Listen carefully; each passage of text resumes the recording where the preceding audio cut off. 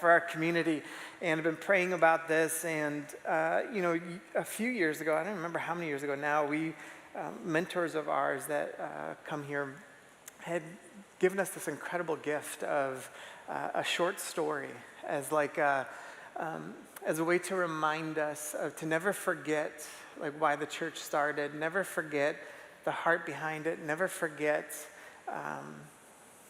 to concentrate on what deeply matters and what really matters in a community, because that's what God put in the heartbeat and the core of this church. And it's easy to get distracted, right? How many of you guys have gotten distracted recently? Yeah, and it's easy to do that as an organization. It's easy to do that as a church.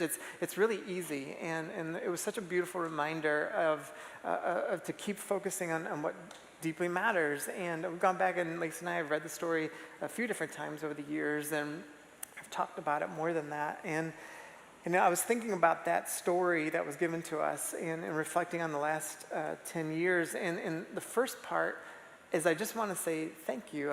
Thank you guys for making this such a wonderful community. Thank you for serving. Thank you for your generosity. Thank you for caring for one another. Thank you for signing up for discipleship tracks and Bible studies and community groups. Thank you for those that are coaching all of these groups. What an incredible transformational work that you are doing. Thank you for making a difference in the community. Even through just the share offering, we've given millions of dollars away in these first 10 years to this community, and making the city aware of who Jesus is through it.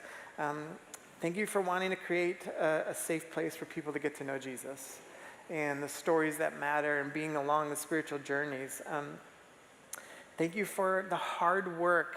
When we started the church, I don't know, it might have been a year or two in, and Matt and I don't even remember how long ago it was, Matt, but we started a podcast. And then we had this line in the podcast that was, that we want diversity in thought, not division in community. And that's a great tagline, but it's so hard to do. And it'd be so easy to just pick a side and go there, but it's so hard to do. And so thank you for being on that journey with us. We don't do it right all the time, and you're part of it and all that stuff, but thank you. It's a really big deal. And to have that as a heart, and to be a part of who we are as a community, to be united together in love.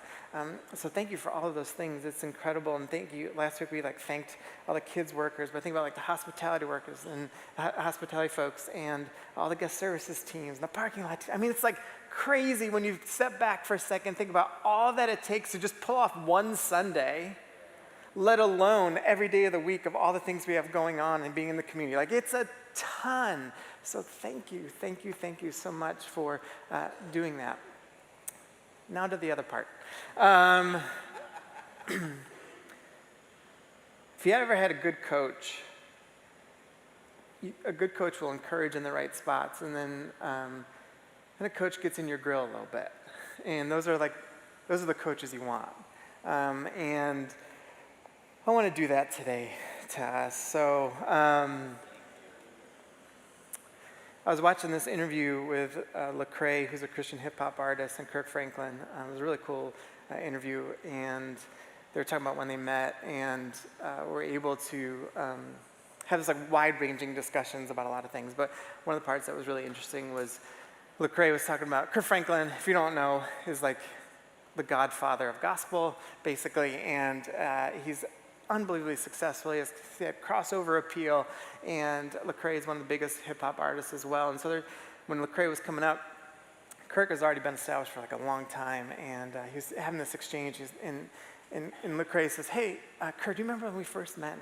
Kirk's like, "No, man, I don't remember." And he's like, "You came into our green room, and here's what you said to me: don't ever lose your passion. Don't ever lose your passion." And Lecrae was like, "I was in my 20s and I was on fire for Jesus. We just got done rapping, and and we're getting some notoriety." And he's like, "Man, Kirk, I can't believe you said that." He's like, "I'll never lose my passion." And then Lecrae says, he goes, "And then I did." And he's like, "I got distracted. There were so many, it was like tribal warfare within Christianity and all these different sides coming at me. And then you see how the church handles different things of injustices that happen throughout the world. And or in our country, and you see the way Christians are responding to other Christians around politics and around sexuality and all these different issues, and you see like, man, there's all these battles going on. And what Lecrae was saying is like, it just kind of chipped away at my passion. And then they have this other factor that's going in to it of like just success and money and everything else that they were all experiencing, like chipped away at it too. And so they found themselves like losing a sense of passion. And when I was thinking about like what's transpiring now, if you take a step back and you look at the church, or you look at what's happening across our country, and I mean, you could say the world too, but there's all this tribal warfare within the church. Like outside of the church is a whole other thing. It's a whole other thing. Like I'm not concerned with that. It's like within the church, you start seeing people fighting all the time around sometimes meaningless issues, or maybe they'll fight around politics or divide over politics or sexuality, and it's like, is this conversation actually centered on Jesus or something else? And you see this warfare that starts to happen, and the message of who Jesus is supposed to be, and the seriousness to which we're supposed to take it, and the passion to which we're supposed to engage it, somehow starts to become less and less and less, and we get so distracted by all of these other things. And then you take a step back, because you see this other thing that's happening throughout the world. The church is growing like crazy. Like it's exploding all throughout the world. And that's why I get so annoyed when people are like, oh, the church is dying. I'm like, it's a fallacy. It's actually not true. The church is growing so much all across the world. It's exploding. There's all these little, they call them like spot fires of revivals happening. And when you look at all these places where it's happening, and some of it's happening even in the United States, but it's in particular happening throughout Asia and Africa, the Middle East, and Latin America, and you're seeing all of this transpiring, and it's like, oh, there's this unbelievable passion that's happening for Jesus outside of the United States in particular, though it's still here in our country too, but outside of the United States. And it's so funny because we always like look at, oh, we're the caretakers of Christianity. You know, it's like, hold on a second. The whole entire world has a way deeper passion on the whole. And so we're seeing all this stuff, and then you look at all these revivals that happen, there's common threads. It's intergenerational. All right, it's intergenerational, and you see young and old worshiping, serving, loving, praying together, singing together with passion, not out of just consuming or habit. You see there's a lingering and a longing for the presence of God. Like they just want to sit in it and have an expectation. There's a deep, deep, deep concern for the next generation. And how the next generation sees the church, how the next generation sees Jesus. A deep, deep concern. And when those things come together, there's this revival that can happen. The spark that's happening, this momentum that's happening. And that revival can look very different, but you see that starts to happen, and there's this passion that gets associated with following Jesus. This reminds me of this quote I saw here recently by Richard Foster. He said this: in our contemporary society, our adversary, the biblical title for the devil, majors in three things: noise, hurry, and crowds. If he can keep us engaged in muchness and manyness, he will rest satisfied. And it's this idea of like the noise, which noise can come in many different ways, from our phones and news or whatever. And we see, we get so distracted. The hurry. I'm not even going to ask how many people are stressed because you're hurried. But the hurry of life, and then the crowds, right? This is the tribal kind of warfare of anything. And then the pressure of muchness and manyness and keeping up. And always having to be on the front lines. I got to buy this. I got to get this. I got to look this way. And we see this. And if he could just get us in that space, he rests satisfied. We get into this idea of when we get distracted, and when we get into this place, as Foster is saying here, with the noise and the hurry and the crowds. As we talked about last week, we become bystanders in the faith.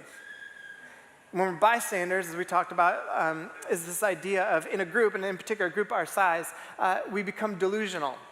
And here's why we become delusional. We think someone else is always going to take care of it, and that we lack personal responsibility for not only our own faith, but what it looks like to engage the community around us.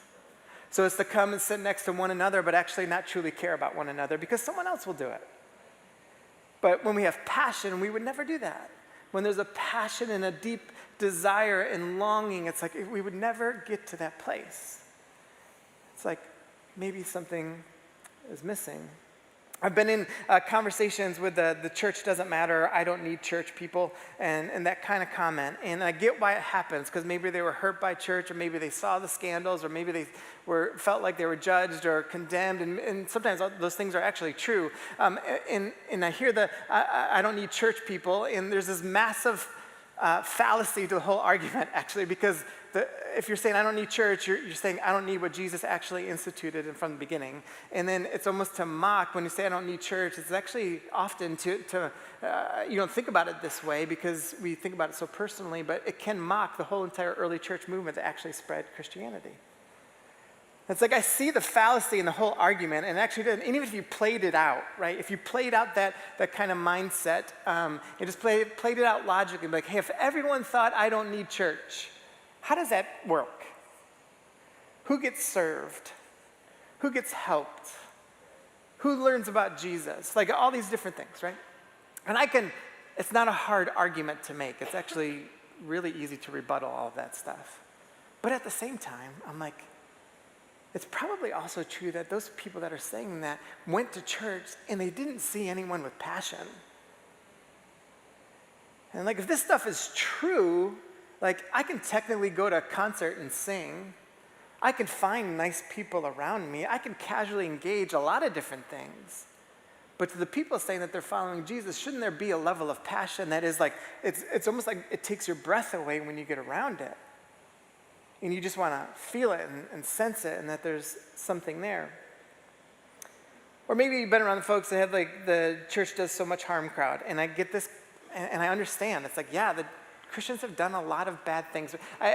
When someone says that the church has done a lot of harm in this world and over history, you should always answer, yes, it has. Because that is a true statement. It is. However, you know what is also very true? The church has done overwhelmingly good. And way more good than bad. And it's easy to look at the bad, and I get all of that, and I think about that, and it's so easy to have a rebuttal and an argument against the church has done so much harm crowd, but at the same time, you have to pause and breathe for a second and take it in and be like, whoa, hold on a second. If I'm a part of this church movement, does my life like show a level of passion and commitment and so much evidence of good that they would actually never want to say that to me? And so we start seeing, it's like, oh, maybe there's more here. Maybe there's some passion that we actually need. I remember sitting with our discipleship coaches after the last round of the tracks, and everyone was at our house, or almost all the coaches were at our house, and we're just hearing story after story after story of God transforming hearts. And that represented like hundreds of stories in our community. It's like so much good. And it's like, do people know about this enough? Do they feel the passion? Do they understand what's transpiring? We talk to people like that are doing the Bible studies here, and it's like, man, story after story after story, just incredible conversations and life change. And that this actually matters, and it deeply matters what we're doing. But if we lose passion, it won't. If we lose passion, we become like an empty voice in the city. If we lose passion to what we're supposed to be doing here, it becomes like, oh, I can take it or leave all of this stuff. But that's not what it means to follow Jesus. It's not, those things don't match up. When we just sang about the goodness of God, it's like there should be a level of conviction and passion around words like that, because you pause, and like I was talking to Lamont before service, and we were talking about the flow and everything, and I was like, I want people to think about something that God has been good to them and God's goodness and why. It's because like when you start seeing words like the goodness of God, it's like it doesn't matter what stage you're in your faith or what journey you're like, oh, if I just pause for a second, think all the ways God's been good to me, how dare I not have passion about what I'm about to sing? And I get it, like we're in different energy levels sometimes, and sometimes we are in, maybe you walked in today and you're just in the worst of the worst time, and I get it. But God's goodness never leaves us. Now our own life choices might take us away from his goodness, but he's always there offering it up. And you might be on the highest of highs, and I get all that. And it's like, man, are we framing all of this by the goodness of God with a deep desire and passion around it? And then I was thinking about today's story. You've been showing stories leading up to the 10th birthday, and I didn't know when to put this story. It was too powerful to put at the beginning, and I was like, I didn't want to wait till the end. And so, and then you hear a story like we're about to hear here in just a second. And I'm like, how dare we not remain sensitive? And when I say we, I mean me and you, everyone here. Remain sensitive to like the level of passion I have for following Jesus because of what it means in people's lives when we take it seriously. So can we take a look at this story? Really, for the entirety of my adult life, past 10 years, I have walked away from the church and really thought I could do everything on my own. It really wasn't until January of this year I found out that I was pregnant. And the partner I was with at the time, when I told him, left me. And I'd never felt so alone and just isolated.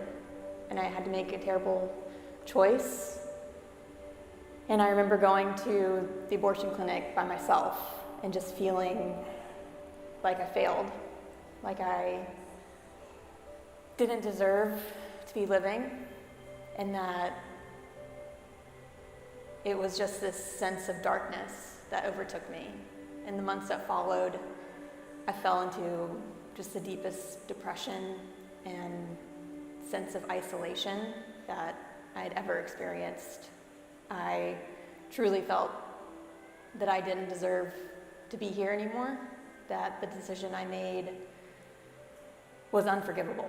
And it wasn't until I started going to group therapy, I actually met someone that went to Hill City and invited me to church.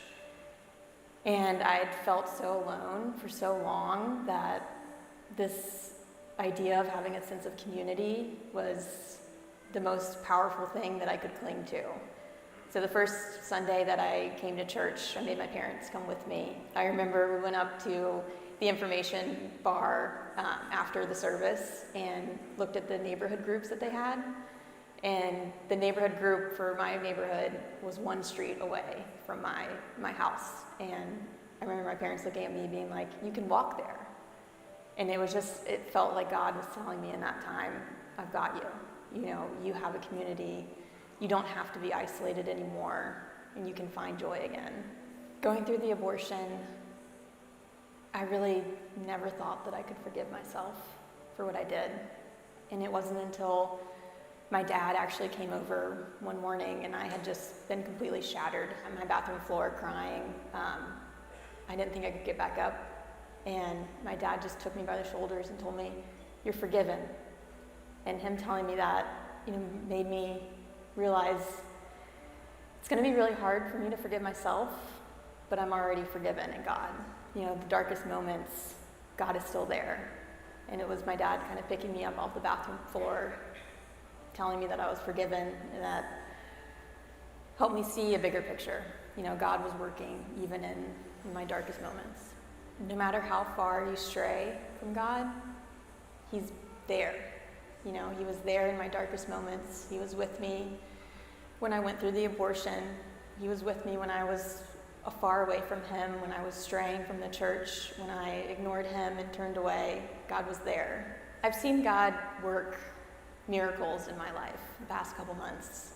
Going from the deepest depression that I've ever felt, thinking that I couldn't make it through the day, thinking that I didn't deserve to make it through the day, to really relying on God's truth and on God's promises. I may not feel like I deserve to be forgiven, but Jesus died on the cross so that we can all be forgiven. And it doesn't matter the magnitude of your sins.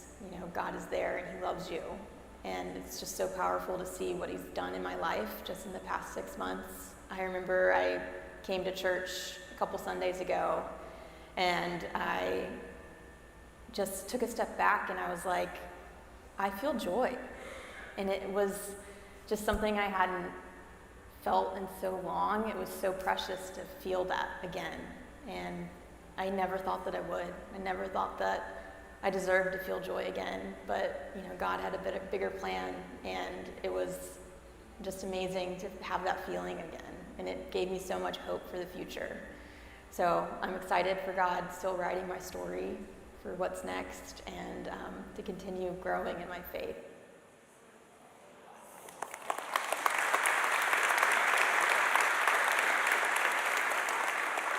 I mean, what an unbelievably powerful testimony to how, like, this matters. And, you hear a story like that, and it's like, how can I not be passionate about what God does?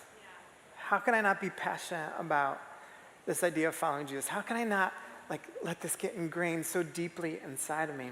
During All-In Weekend, if you guys were here, we concentrated on two different things, and it's language that I liked to get ingrained into our community. And we had the idea of you can either be a diminisher, which is on the self-absorbed side, self-centered side. You consume, maybe you lack curiosity, or you can be an illuminator, right?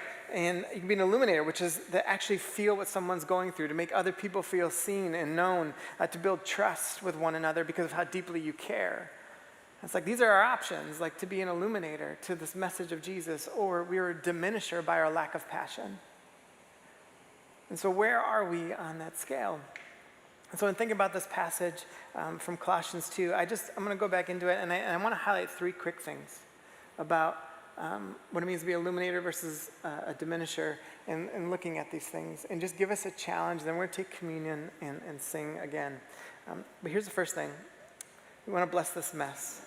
And I want to give some visuals that you guys will remember in this idea, but what we're doing here is everyone in this room has been a mess at some point, or are a mess. Or will be, if you think you're killing it right now. But the reality is in this room is a bunch of messy people with a bunch of messy stories. And if we're not willing to embrace the mess or bless the mess, then we're going to miss out on exactly how Jesus taught us to act towards one another. And so it is messy. It requires a lot of us as a community. It is more difficult to kind of live this mindset of the mess. When Paul was talking, it's not what I wanted there. I wanted this part. My goal is that they may be encouraged in heart, united in love, so that they may have the full riches of complete understanding, in order that they may know the mystery of God, namely Christ, in whom are hidden all the treasures of wisdom and knowledge. And so this idea of, everything we do is focused on Jesus.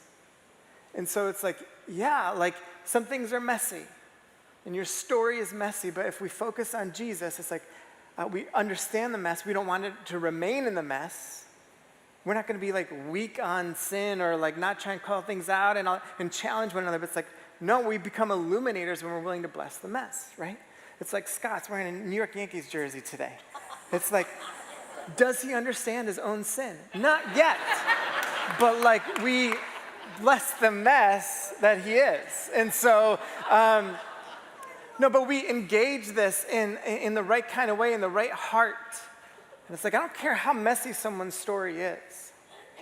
But when you really start thinking about what does it mean to bless the mess and to illuminate that kind of messaging, it's are you willing to stick with someone long term?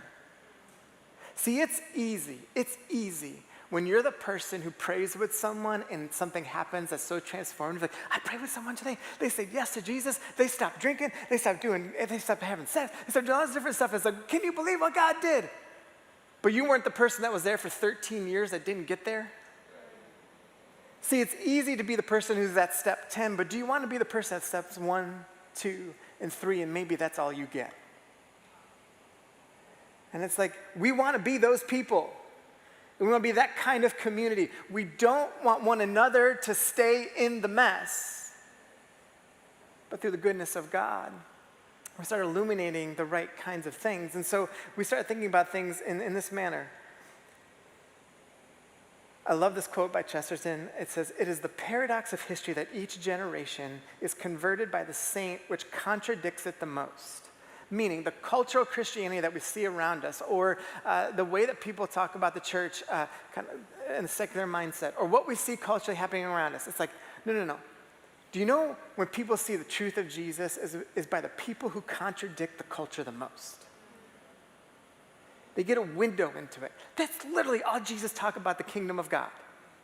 When you read what he taught about the kingdom of God, it was like just completely contradictory to the entire Roman Empire. There's something so amazing about it. 2 questions that I think are incredibly important as we want to be illuminators. And as we kind of reflect on our own lives and about the passion that we have or don't have at this point in time. And to ask ourselves, does this make me more like Jesus? And that this can be anything. The relationship I'm in, my friendships, how I handle my money, who I am at work, whatever. Does this make me more like Jesus? And if it doesn't, are you willing to step into that? Or does this, whatever this is, make me love others more? Do the opinions that you have or that we're spouting off or the comments that you're writing, like, does it actually make me love other people more? And is that true? The second thing I want us to realize is that we need curiosity and perspective. We need curiosity and perspective. Paul says this, he says, "I tell you this so that no one may deceive you by fine-sounding arguments." This is the world we live in. Information overload. And these things that sound good, but it's like if we start picking them apart, again, does this lead me to Jesus? Does this lead me to love other people more? If it doesn't, then get away from it. And it's like, but they sound so good. He says in verse 8, he says, "See to it that no one takes you captive through hollow and deceptive philosophy, which depends on human tradition and the elemental spiritual forces of this world rather than on Christ," meaning that there's something else going on here spiritually, and we've got to recognize that. So we need curiosity. If we want to illuminate the right kinds of things, to be curious about one another's stories, to be curious about one another's perspectives, to be curious about what it means to be challenged and how to grow together and learn to grow together. Yeah, we're students of culture. We need to be, because we need to see how to contextualize so many things, but we aren't trying to keep up with culture. We're living contradictory to it, and we're stepping into the space with deep passion to follow Jesus. I love this quote by Wesley. He says, "What one generation tolerates, the next will embrace." And it begs the question, like, what are you tolerating in your life that you know has nothing to do with Jesus? That isn't leading you to loving other people more? When you think about your passion of engagement in your faith, like, what are you tolerating around it? The third thing is this. We need roots. We need roots. Verse 6. "So then, just as you received Christ Jesus as Lord, continue to live your lives in him, rooted and built up in him, strengthened to the faith as you were taught, and overflowing with thankfulness." As a community, we begin to, as we embrace people's journeys and our own journey, as we go along with one another, and as we're trying to learn and grow together, stay curious about one another and the hard work of loving one another so deeply well. We have to have a deep rootedness to who we are. We can't just be shallow in engagement. If we have shallow engagement, I'm telling you, you are not passionate about Jesus. You're playing the game.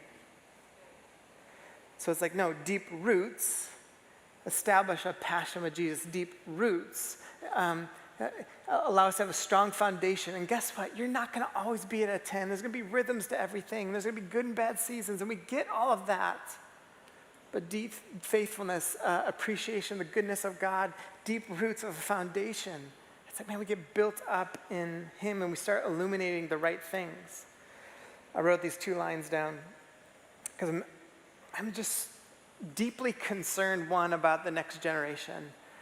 Not because of statistics or not because I have kids, or it's like, when I think about legacy and long term and how Jesus thought about kids and the next generation and all he did, like, that has got to be, we have to be so passionate about how the next generation will see Jesus and see the church. And so here's one thing I wrote down.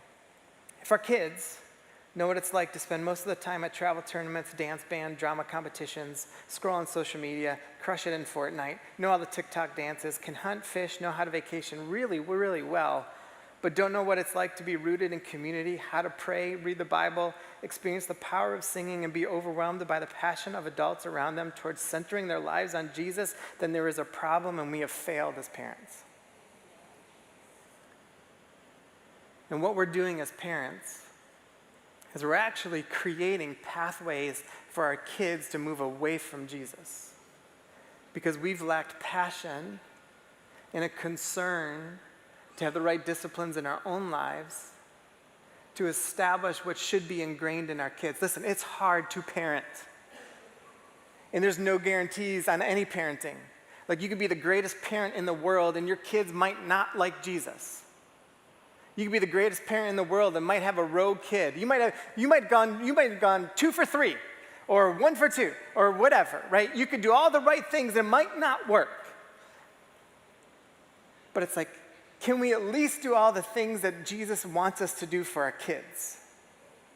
They got to make decisions on their own at some point in time. But are we actually doing all the things that Jesus desires for us to do and has led us to do and to have a deep passion to follow him so our kids see that in us? I don't know who said this quote. I've just heard it a lot. But one generation will find optional and next will find unnecessary. So if we're setting up our kids to think this is just, whatever, then guess what? They won't follow Jesus outside of a miracle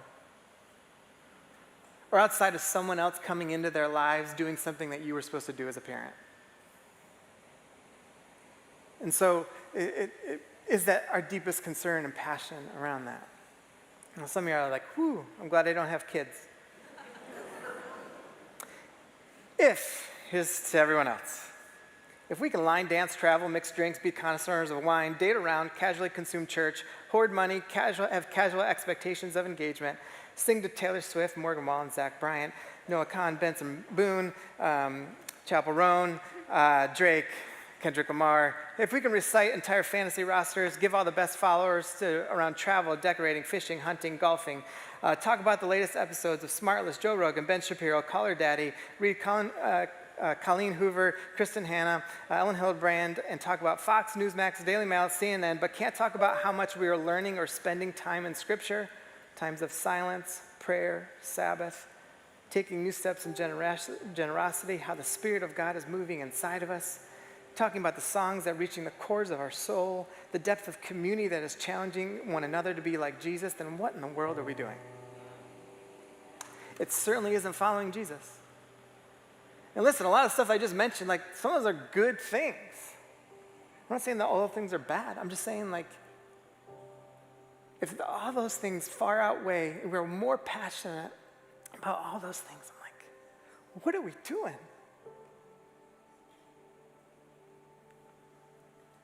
On August 9th, I sat in this room, and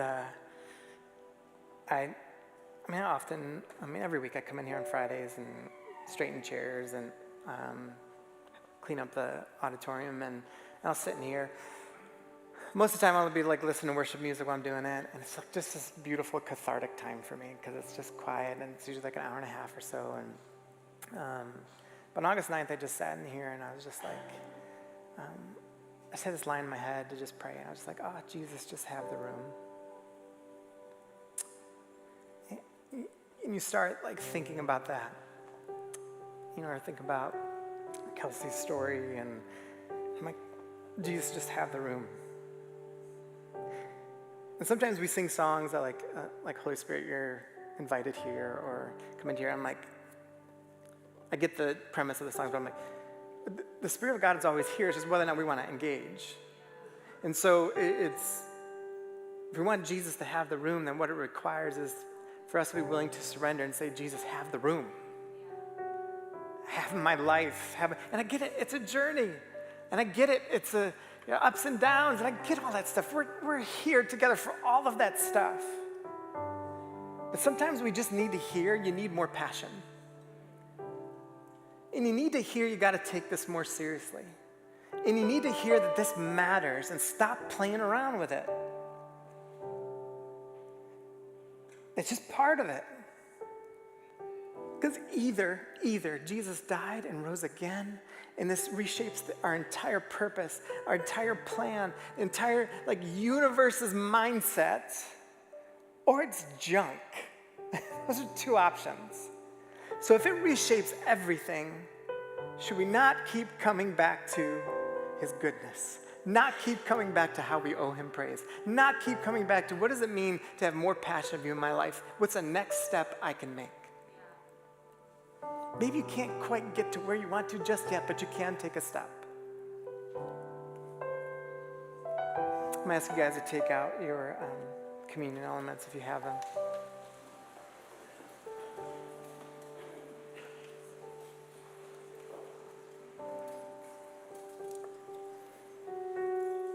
You can get ready to take communion, and if you did not get them and you need one, just raise your hand and someone will come along to you.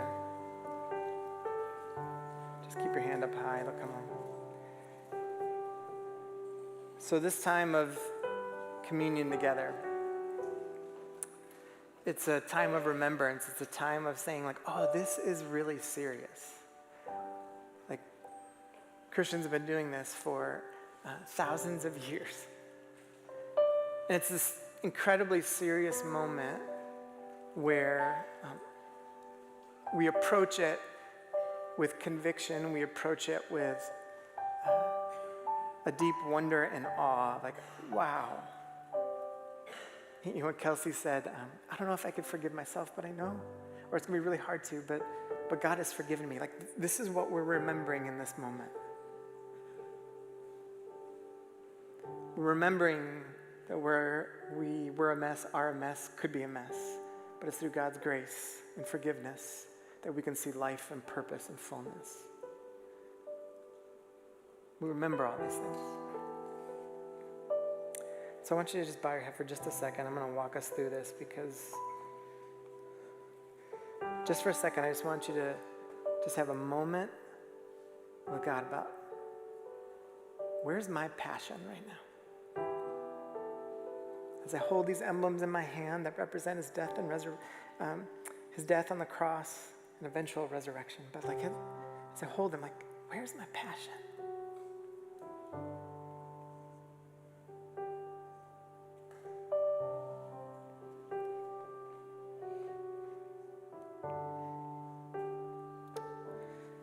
So this bread that you have in your hand represents his body being broken for us.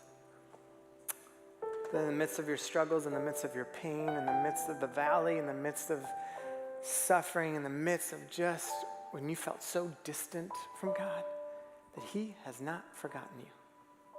Go ahead and eat the bread.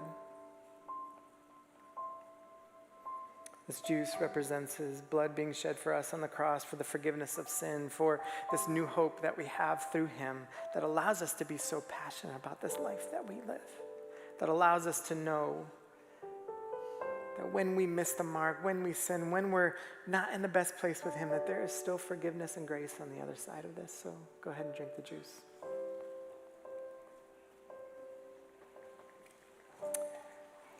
God, this morning, we're going to sing again about your goodness because I want us to re-engage that song in a different way. And God, we're going to sing about how we owe you praise.